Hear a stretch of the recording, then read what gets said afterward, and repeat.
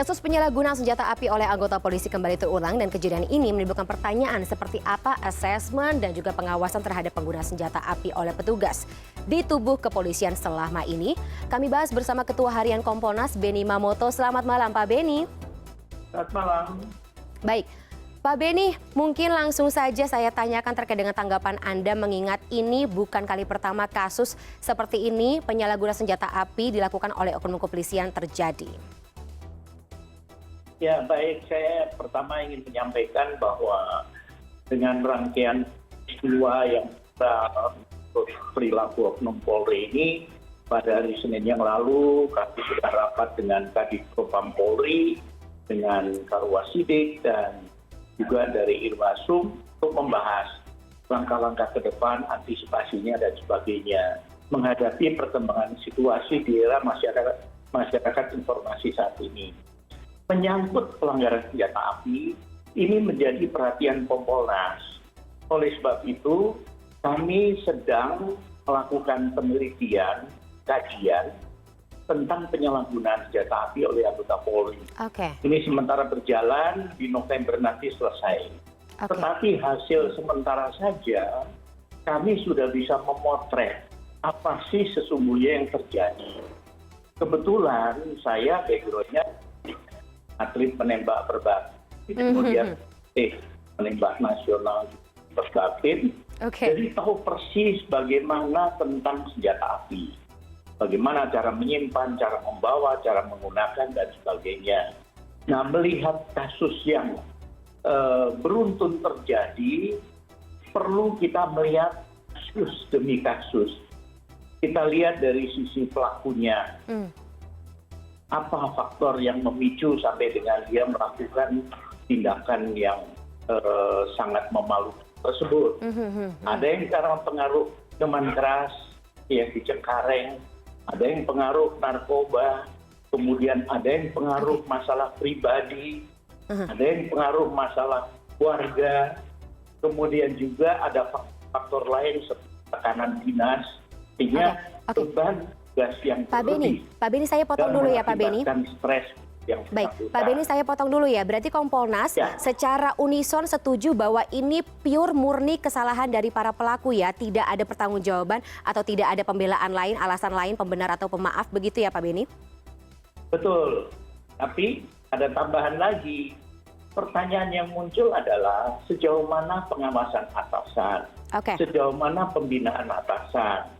Karena menyangkut senjata api ini sudah kita tahu bersama, perkapnya sudah mengatur, SOP sudah dibikin, sehingga diharapkan dengan regulasi yang ada, maka penyimpangan bisa diminimalisir.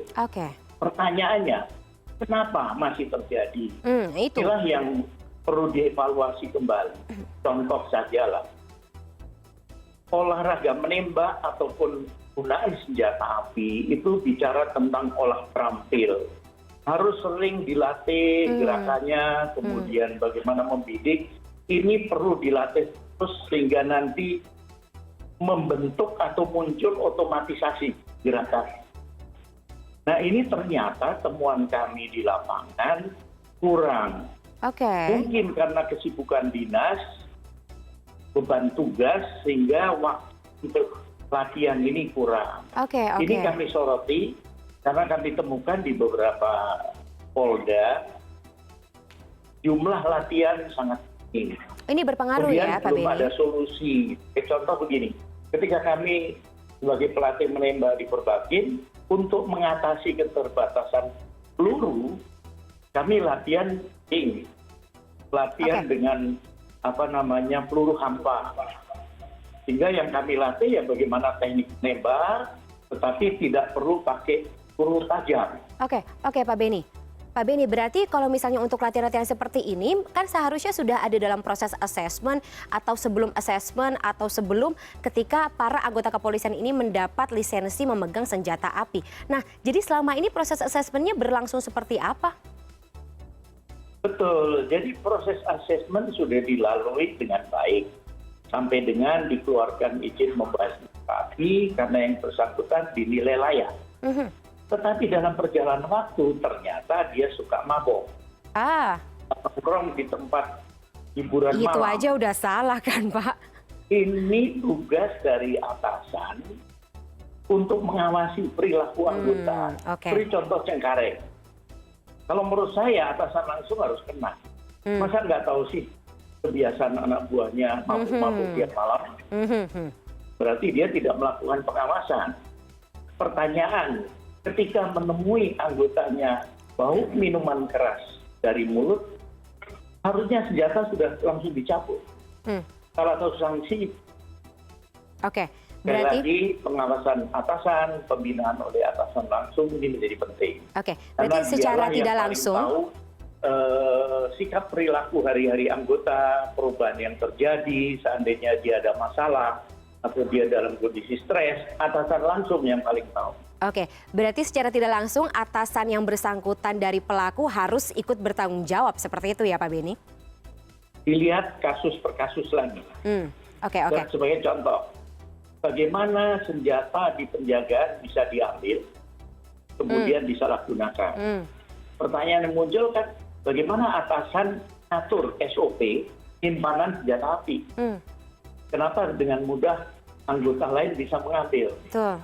Kenapa tidak dirantai dulu, kuncinya dipegang oleh pimpinan? Sehingga kalau mau pakai ya izin dulu, buka kuncinya baru diambil. Contoh-contoh sederhana. Oke. Yang kadang mungkin karena kesibukan sehingga Miss. abai atau kurang perhatikan. Oke, baik-baik, ini semoga bisa menjadi pertimbangan untuk penerapan SOP yang lebih ketat ke depannya ya. Nah, Pak Beni juga ada yang ingin saya pertanyakan atau ingin saya gali, ini terkait dengan asesmen terhadap anggota kepolisian yang punya lisensi menggunakan senjata api. Itu ada yang berkala nggak sih Pak setiap tahun terhadap kondisi psikis atau fisik dari anggota itu masing-masing? Kan kalau misalnya punya akses terhadap persenjataan, kemudian juga perlengkapan seperti ini kan logikanya harus lebih siap atau lebih matang gitu kondisi fisik dan juga psikisnya dibanding anggota yang lain yang tidak punya akses. Betul, yang pertama ketika itu sudah memenuhi syarat, perlu dilakukan evaluasi, monitoring, periodik, termasuk secara insidental. Artinya ketika ada perubahan sikap perilaku si anggota, jangan stres murung, itu perlu segera dilakukan tes psikologi kembali. Ketika ditemukan ada stres, itu pendampingan dan sebagainya. Oke. Dan bisa berakibat pada pencabutan lisensi memegang senjata tersebut kan Pak? Betul. Oke, baik. Nah, kalau misalnya untuk penerapan sanksi bagi anggota yang melakukan atau menyalahgunakan pengguna senjata api ini Pak Beni, seharusnya seperti apa sih baik secara administratif maupun secara pidananya?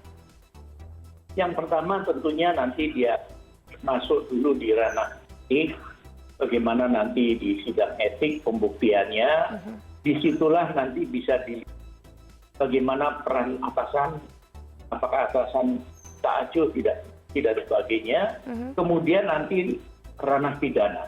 Seperti kasus di NTB tentunya dua-duanya proses itu akan berjalan.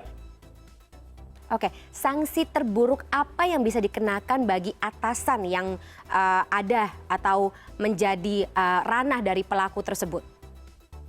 Jadi sanksi etik ini dari yang ringan sampai yang berat bisa terjadi, nanti lihat sampai sejauh mana sih atasan ini peduli kemudian melakukan peran dan fungsinya dalam hal pembinaan dan pengawasan kepada anggotanya. Itu nanti bisa dilihat ketika diperiksa oleh Propam, kemudian di dalam sidang etik, nanti bisa diukur tingkat kesalahan dan tingkat tanggung jawab dari atasannya. Baik. Pak Beni, terakhir ini untuk evaluasi ya, kira-kira apa yang bisa menjadi masukan bagi Polri, apalagi terkait dengan aturan yang katanya akan dimatangkan di akhir tahun ini, Pak Beni, terkait dengan penggunaan senjata api oleh para anggota kepolisian? Yang pertama tentunya perlu evaluasi secara menyeluruh dengan terjadinya kasus-kasus ini, kemudian perlu ditingkatkan pengawasan, dimulai dari para atasan, kemudian perlu ditingkatkan pembinaan, termasuk latihan kering, latihan dengan peluru tajam dan sebagainya, kemudian perlu penambahan pengetahuan. Seperti contoh skenario-skenario menghadapi situasi di lapangan perlu diajarkan. Karena penggunaan senjata api itu sangat kompleks. Keputusan ketika anggota mau meletuskan senjata atau membidikkan senjata, pertimbangannya sangat kompleks. Beda dengan ketika latihan lapangan tembak. Sasarannya itu benda mati, background-nya aman. Sementara ketika kita menggunakan senjata api di lapangan, background-nya belum tentu aman. Bisa kerumunan massa. Ketika mau melakukan tembakan peringatan, ke Harusnya atas, itu alternatif pada gedung, terakhir ya. ke bawah kalau itu lantai ataupun jalan raya, maka akan koset. Oke. Nah ini perlu dilatih terus oleh para atasan, sehingga anggota nanti lama-lama pengetahuannya cukup, kemudian keterampilannya memadai, diharapkan itu akan mengurangi kecelakaan. Baik, kita harapkan agar aturan tersebut semakin matang sehingga kejadian seperti ini tidak terulang lagi ke depannya, Pak Benny Mamoto. Terima kasih atas informasinya dan juga waktunya bersama kami di CNN Indonesia Connected pada malam hari. Terima kasih sekali lagi Pak Benny, sehat selalu, selamat malam. Malam, makasih.